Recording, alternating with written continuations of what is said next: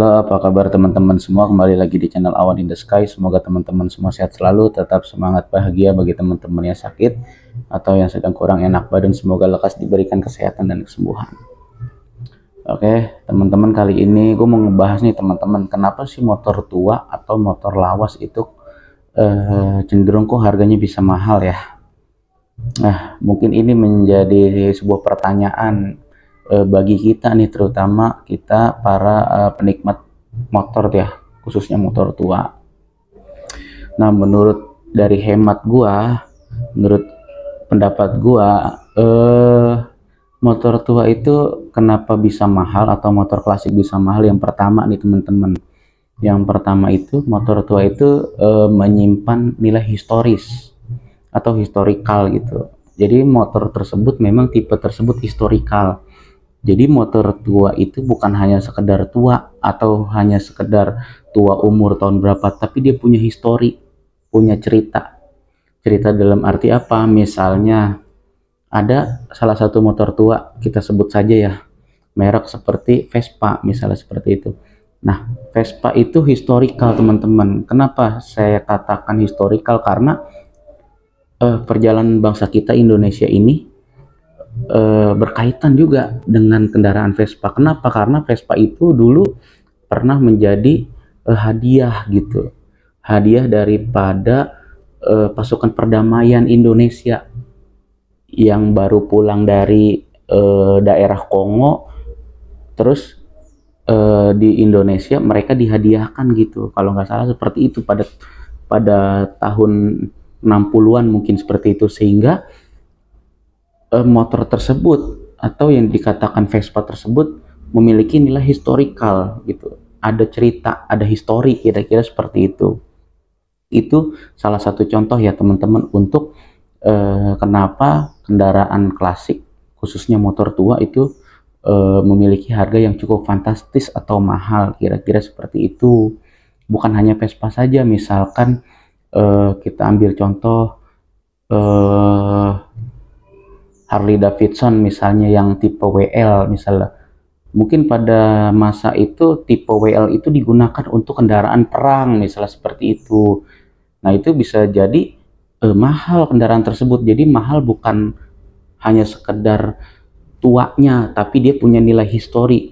Ada cerita histori di situ teman-teman. Itu menurut gue itu yang pertama, faktor yang memang mempengaruhi kenapa kendaraan tua itu atau motor tua di sini khususnya itu punya harga yang cukup fantastis, cukup mahal. Bahkan harganya itu bisa mengalahkan harga kendaraan-kendaraan yang keluaran baru gitu ya, keluaran sekarang. Nah, yang kedua, tadi yang pertama itu punya nilai historis atau historikal ya, ada kaitannya dengan perjalanan bangsa ini. Nah, yang kedua ini tipenya.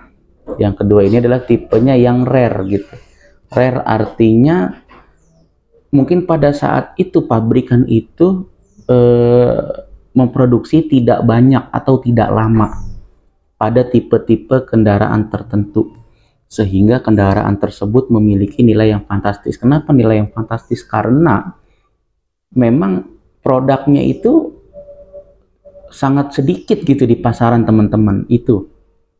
Itu bisa jadi misalnya bisa jadi mahal gitu, bisa jadi mahal, bisa jadi nanti rare item, atau mungkin pada saat itu pabrikan tertentu mengeluarkan produk yang kurang laku pada masanya, sehingga produk itu kurang laku pada saat itu ya, kurang laku pada saat itu, tapi tiba-tiba di masa sekarang orang nyari.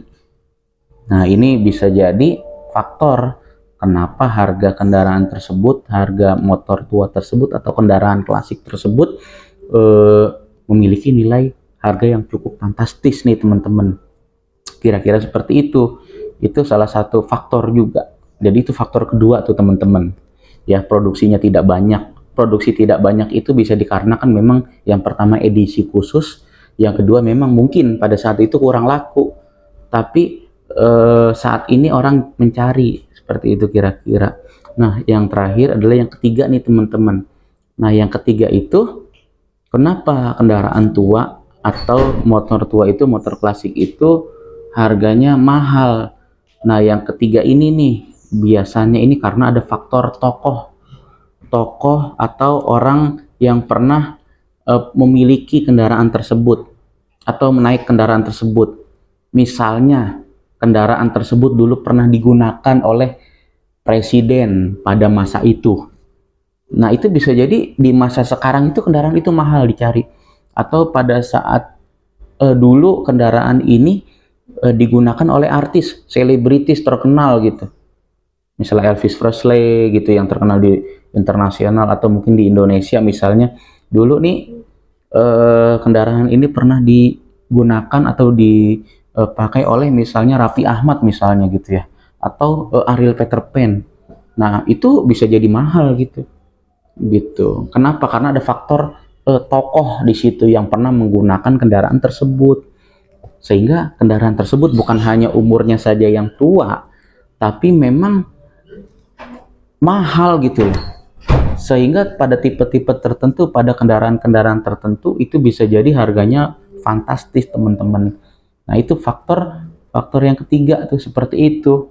Tadi yang pertama ada historikalnya, terus yang kemudian itu ada faktor produksi yang sedikit. Yang ketiga itu ada faktor yang namanya digunakan oleh tokoh gitu tertentu.